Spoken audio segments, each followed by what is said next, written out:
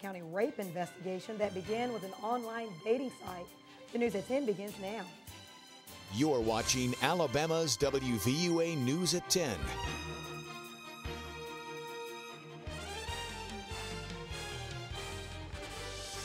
Good evening, I'm Tamika Alexander. We begin tonight with a health risk that is causing concern for some West Alabamians. A meningitis outbreak affecting hundreds of people in the southeastern United States. Right now, an outbreak is affecting patients in Tennessee and North Carolina.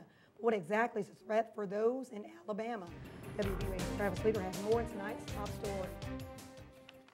The outbreak has now claimed the lives of 5 and 30 are ill. And because the steroid was sent to 75 facilities in 25 states, DCH spokesperson Brad Fisher says the hospital is aware of the risk. We've received several messages from the Alabama Department of Public Health this week about a meningitis outbreak. Most of the cases are coming from neighboring state Tennessee, where public health officials are scrambling to make sure all possible patients are notified.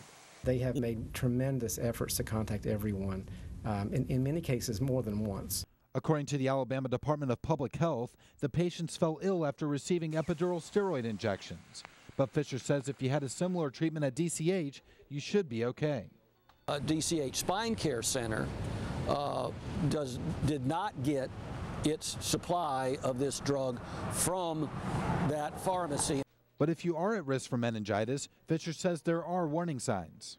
The signs and symptoms of meningitis to be headache, stiff neck, and fatigue, and it should occur between 1 and 4 weeks of the injection.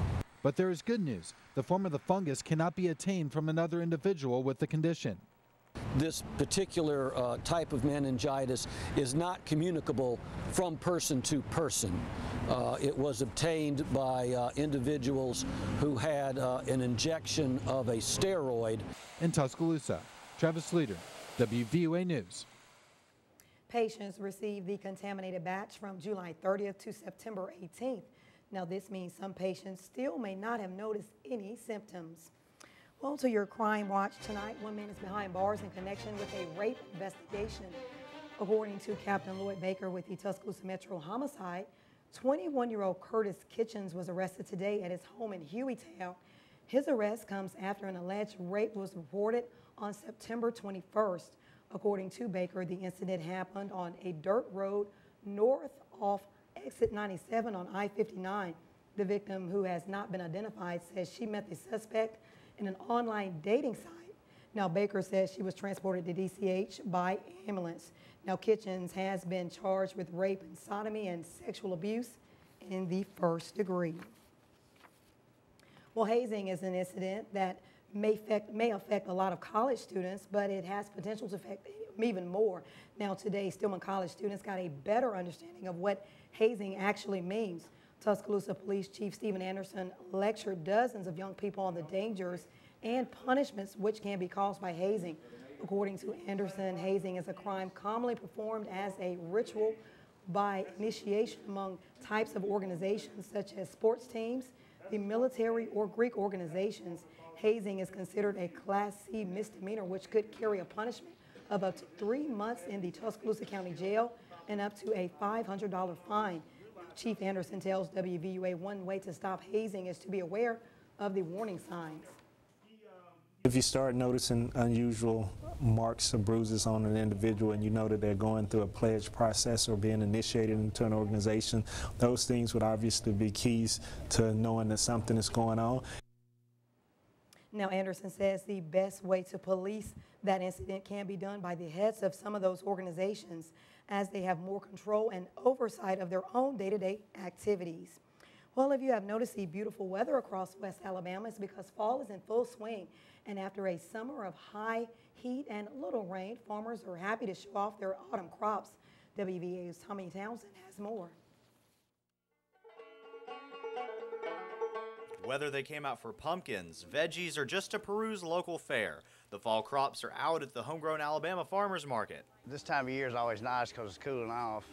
Got a lot of greens, collards, turnip greens, broccoli, cauliflower, kale, number of things coming in for the fall. Gary Smith has been farming for years, and he likes selling at UA in the fall. We've always had a good time here. This is our 5th year here, and it's always been fun. We got music. It's a good atmosphere. Many of the local growers say they like seeing customers both young and old, and they say seeing college students interested in local food is a definite plus. It's really good. I think it speaks a lot for the food movement here in Tuscaloosa, and people are just aware of their food. Ginny Lawrence with Snow's Mill Farm in Coker shows us some of her successful crops. Our baby white turnips, and they're smaller, but I don't know, it's just the type of the variety, but they're very sweet, and I don't know, they're my favorite. In Tuscaloosa, Tommy Townsend, WVUA News.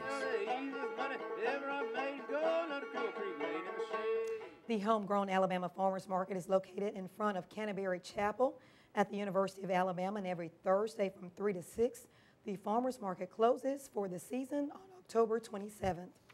Well, turning now to the weather, let's get a first check on Alabama's home team forecast with Chief Meteorologist Richard Scott. Richard, I tell you, this drop in temperatures is really taking a toll on my voice. Yeah, it sounds like it to me. A big-time weather change. It's not good for us there in terms of the big changes between the lows and the highs there. Warm during the day, cool at night. 66 now in Tuscaloosa. Temperatures coming down slowly but surely.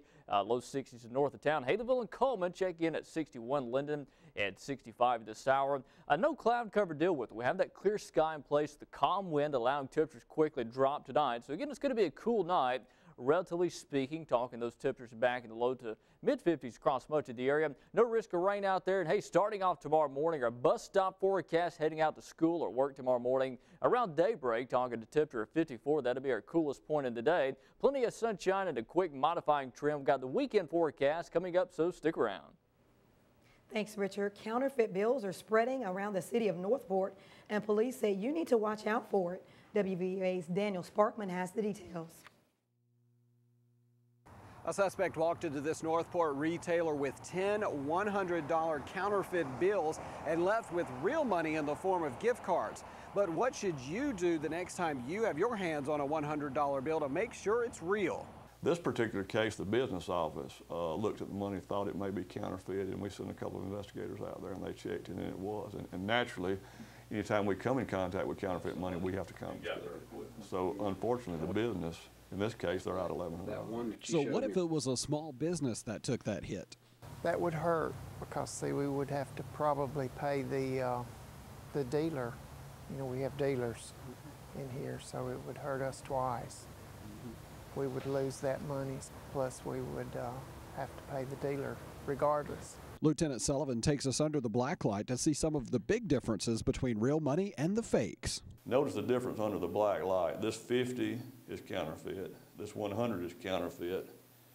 Then this is a real $100 bill. Notice how it glows completely different.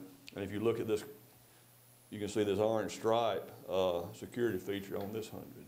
Sullivan says cases like this are nothing out of the ordinary. You know, crooks are always trying to make a fast buck. You know, any business or anybody, you just need to be careful. And even myself, when I've sold something, you know, in the newspaper or some ad, you know, I'm going to look at the money just to be sure it's real, because the person that takes the money is usually the one that's at the financial loss. Northport police continue to investigate this latest rash of counterfeit bills. In Northport, Daniel Sparkman, WVUA News. We also spoke with 2 Northport area banks that say they have also seen similar counterfeit $100 bills in the past week. The money was a big topic in last night's presidential debate as well. President Barack Obama and Republican candidate Mitt Romney faced off in their first official debate in Denver last night.